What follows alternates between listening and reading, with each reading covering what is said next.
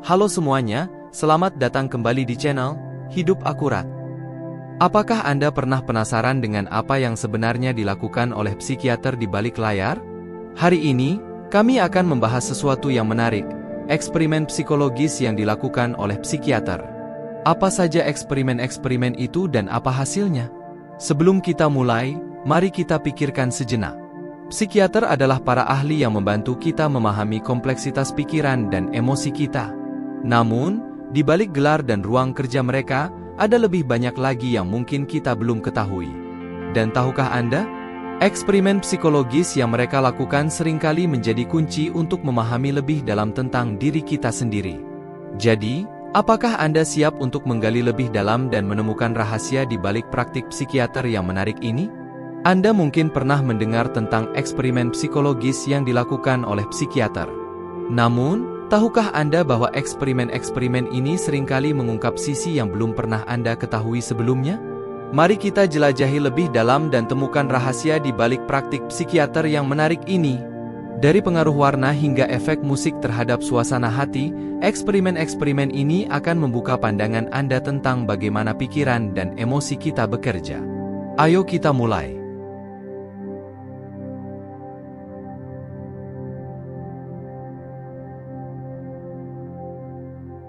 Sebelum kita mulai, mari kita pikirkan sejenak. Psikiater adalah para ahli yang membantu kita memahami kompleksitas pikiran dan emosi kita. Mereka tidak hanya mendengarkan keluhan kita, tetapi juga mencari cara untuk membantu kita mengatasi masalah-masalah tersebut. Namun, di balik gelar dan ruang kerja mereka, ada lebih banyak lagi yang mungkin kita belum ketahui. Psikiater tidak hanya bekerja berdasarkan intuisi atau pengalaman pribadi mereka, tetapi juga mengandalkan penelitian ilmiah dan eksperimen psikologis yang cermat. Eksperimen-eksperimen ini membantu psikiater memahami lebih dalam tentang perilaku manusia, bagaimana otak kita merespons rangsangan tertentu, dan apa yang membuat kita merasa dan bertindak seperti yang kita lakukan. Dengan pemahaman ini, mereka dapat memberikan penanganan yang lebih efektif bagi pasien-pasien mereka. Namun, perlu diingat bahwa eksperimen psikologis ini sebaiknya hanya dilakukan oleh para profesional yang terlatih. Mereka memahami etika penelitian dan memastikan kesejahteraan subjek serta keakuratan hasil percobaan. Jangan mencoba ini di rumah. Jadi, apakah Anda siap untuk menggali lebih dalam dan menemukan rahasia di balik praktik psikiater yang menarik ini? Mari kita mulai dengan menjelajahi beberapa eksperimen paling menarik yang dilakukan oleh para psikiater.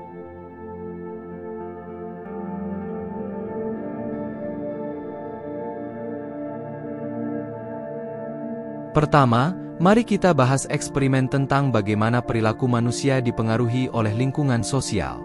Ini adalah salah satu aspek paling menarik dari psikologi, karena manusia adalah makhluk sosial yang sangat dipengaruhi oleh interaksi dengan orang lain di sekitar mereka. Tidak hanya itu, lingkungan sosial juga dapat memberikan tekanan dan norma yang memengaruhi cara kita berpikir dan bertindak. Psikiater sering melakukan percobaan di mana sekelompok orang ditempatkan dalam situasi sosial yang berbeda.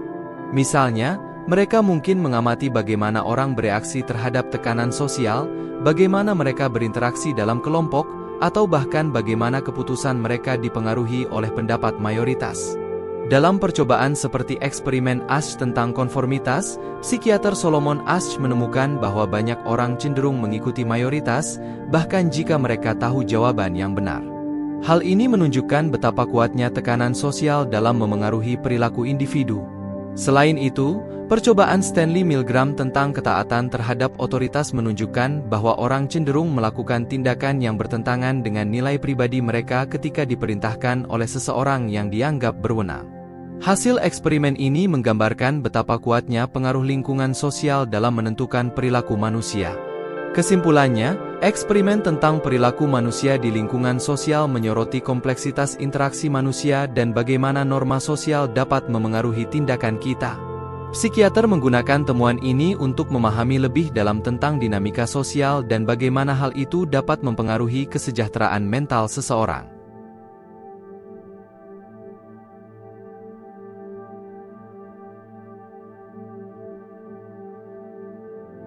Selanjutnya, mari kita bahas eksperimen tentang bagaimana warna dapat mempengaruhi pikiran dan emosi seseorang. Warna memiliki kekuatan yang kuat untuk memengaruhi suasana hati dan persepsi kita terhadap lingkungan sekitar. Dari ruang-ruang yang dihiasi dengan warna-warna yang berbeda hingga desain iklan dan produk, penggunaan warna adalah salah satu alat terpenting dalam dunia desain dan psikologi. Psikiater melakukan percobaan di mana mereka menunjukkan berbagai warna kepada subjek dan memonitor reaksi mereka. Hasilnya, mereka menemukan bahwa warna dapat memengaruhi suasana hati dan bahkan perilaku seseorang. Misalnya, warna merah sering dikaitkan dengan kekuatan dan gairah, sementara warna biru sering dikaitkan dengan ketenangan dan keselarasan. Penelitian juga menunjukkan bahwa warna memiliki dampak yang signifikan pada suasana hati dan tingkat kecemasan seseorang. Warna yang cerah dan ceria dapat meningkatkan suasana hati dan mengurangi tingkat stres, sementara warna gelap dan netral cenderung menimbulkan perasaan yang lebih tenang dan damai. Selain itu, beberapa penelitian juga menunjukkan bahwa warna dapat mempengaruhi kinerja kognitif, seperti kemampuan belajar dan ingatan. Psikiater menggunakan temuan ini dalam praktik mereka untuk menciptakan lingkungan yang lebih mendukung bagi pasien mereka. Misalnya, mereka dapat merekomendasikan warna-warna yang menenangkan untuk kamar tidur atau ruang terapi bagi pasien dengan masalah tidur atau kecemasan. Kesimpulannya, eksperimen tentang efek psikologis warna menyoroti betapa kuatnya pengaruh warna terhadap pikiran dan emosi manusia. Psikiater menggunakan pengetahuan ini untuk membantu pasien mereka mengelola suasana hati dan meningkatkan kesejahteraan mental mereka. Dengan memahami bagaimana warna dapat memengaruhi kita dapat lebih bijaksana dalam menciptakan lingkungan yang mendukung bagi kesejahteraan kita sendiri.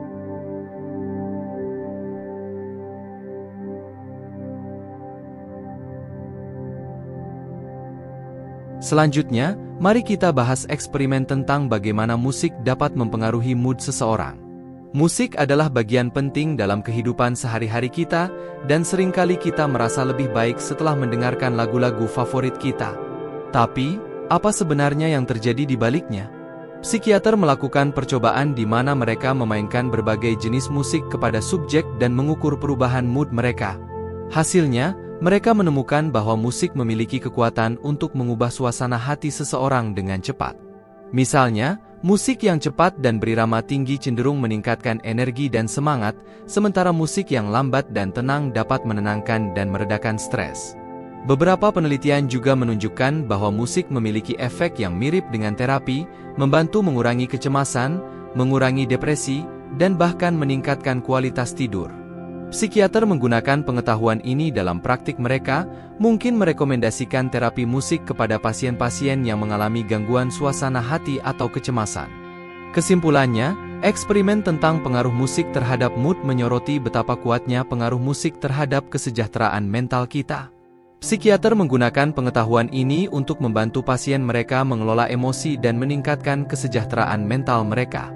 Dengan memilih musik yang tepat, kita dapat menciptakan lingkungan yang mendukung untuk diri kita sendiri dan orang-orang di sekitar kita.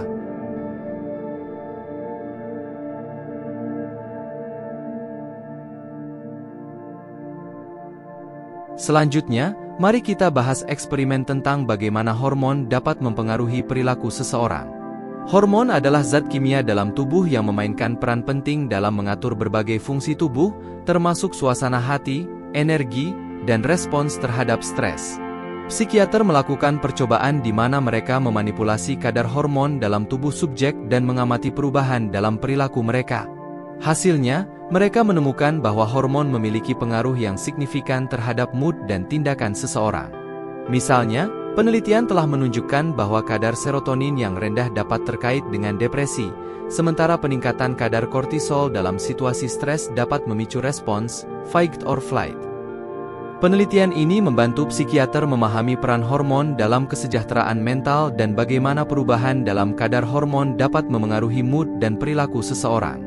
Dengan pemahaman ini, mereka dapat merancang strategi pengobatan yang lebih efektif untuk pasien mereka, seperti terapi hormon atau penggunaan obat-obatan yang memengaruhi sistem hormon. Kesimpulannya, eksperimen tentang efek hormon terhadap perilaku menyoroti betapa pentingnya pengaturan hormonal dalam kesejahteraan mental seseorang. Psikiater menggunakan pengetahuan ini untuk merancang intervensi yang sesuai bagi pasien mereka yang mengalami gangguan mood atau kecemasan yang terkait dengan ketidakseimbangan hormon. Dengan memahami faktor-faktor biologis yang memengaruhi perilaku, kita dapat mengembangkan pendekatan yang lebih holistik dalam menjaga kesehatan mental kita.